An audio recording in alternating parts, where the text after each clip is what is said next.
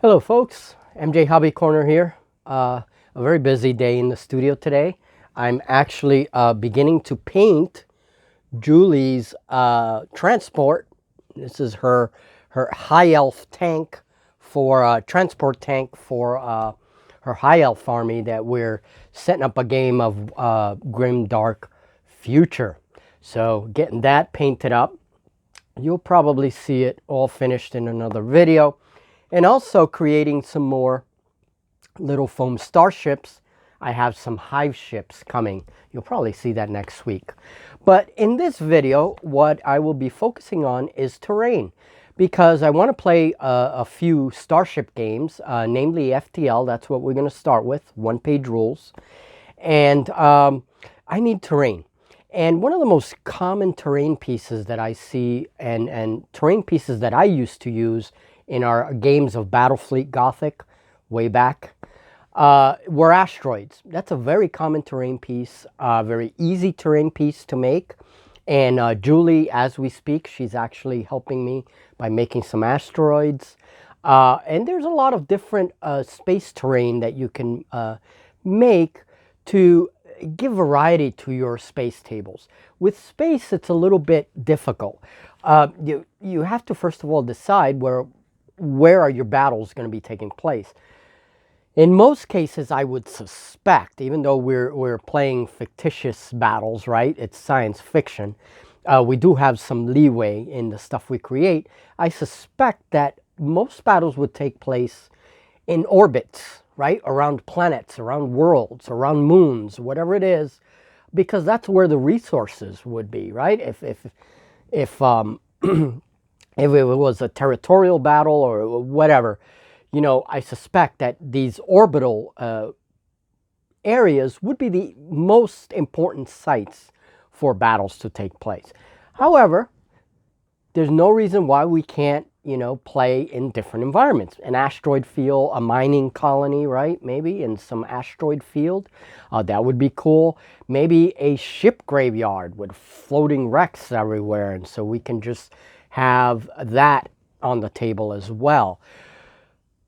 But this terrain piece that I've been thinking about, and this is nothing new. It's been done before. Gamers have done everything in the past.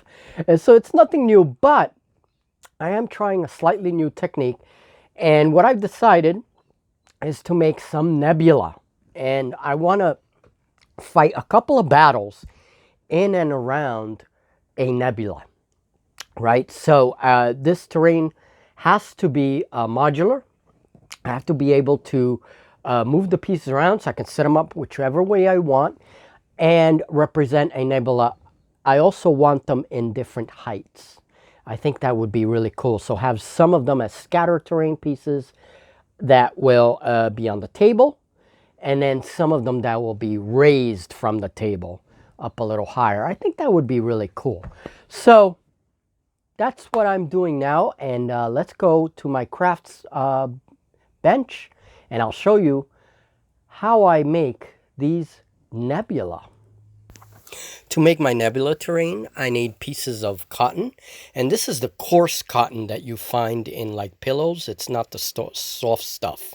So this is a little coarser, and I need my hot glue gun.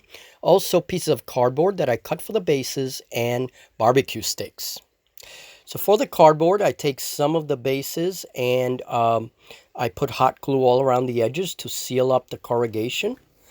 And then I paint my bases in black and secure the barbecue sticks at different heights on the bases with my hot glue. Now some of these are going to be really tall and some are going to be really short, and some bases will not have any barbecue sticks at all, like this one. And these are because I will glue the cotton right on there and it'll serve as scatter terrain. So then I paint my sticks black. And I just do this by hand. I don't spray paint them or anything. Make sure they're all covered up nicely. Here is a view again of all these spray painted bases, cardboard bases. Then I take a nice hard brittle brush and I make flecks. Using white paint, I fleck all of the bases with white paint. This will simulate stars. It's a really nice easy way of doing stars. Use some Loctite spray adhesive and spray the bases a little bit, very little bit at a time. And then I use glitter of the two colors shown there. And I scatter that glitter all over the bases. I use a little bit of red paint also on my flecks. So that'll give a nice color and simulate like clusters of stars and things like that. So next I have to spray paint my nebula. And this will harden the cotton, which is a good thing. So I will spray paint them red and blues and greens. There'll be different colors. I want my nebula to be multicolored. And this one's being spray painted blue. One good tip is to stretch out the cotton as much as possible. I didn't do this on all of them, and I should do it in future nebulas. Just stretch it out and kind of swirl the ends a bit. It'll give it a more ragged appearance. But here is the basically the finished nebula. They're drying outside.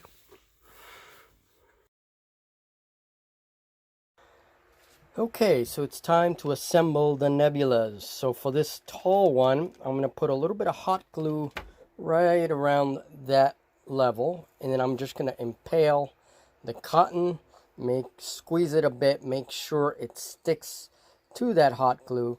And this one's going to have two levels. So it's going to be a cloud there on the low end. And then this is going to be the canopy cloud right here. So this one's going to be really high. Okay, and I have to cover up those sticks with more cotton. So I'll probably spray paint a little bit more cotton so that the sticks don't show on top there. Okay, so I take a small piece and just hot glue it, make sure it sticks well. Okay, and so there we go. We have a multi-leveled nebula terrain, and now I'm going to continue doing the others. Okay, and now I let these dry, and I added a little bit of glitter to some of them just to give them some highlight. And then if I want to, I could use my airbrush with a lighter color and give them some highlight. I can do that later with my airbrush. Okay, so I'm going to let these dry and then set them up on the table, see how they look. Okay, here's the crest of my nebula. This is my nebula table, so I set up some starships there. And on some of them, I added a couple of tea lights. You can see it blinking there to mimic, flashes of lightning or something, some kind of reaction going on within the cloud.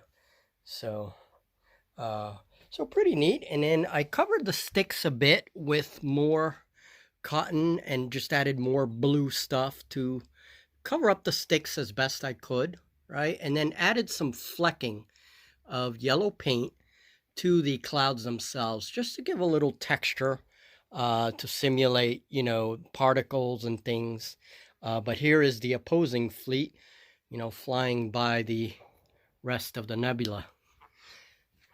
So it's a cool little terrain project, and it's very easy to make.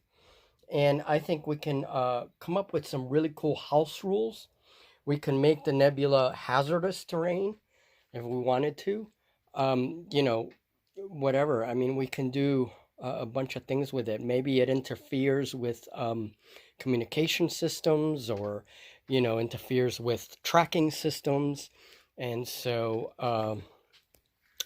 yeah. Not too bad. Like I said, it's a fun project. And on a larger table, I can mix this with asteroids, right? Mix this with asteroids, and it would be really cool. Now, on those tea lights, I would probably paint the little tea lights black, the bases of them, so that they don't show as much, from the sides, because they're just temporary, and I use the tea lights in many different things. So that's it. And there it is, my little nebula table. And this will be for my first game of FTL. Okay. So, all right. Thank you, guys.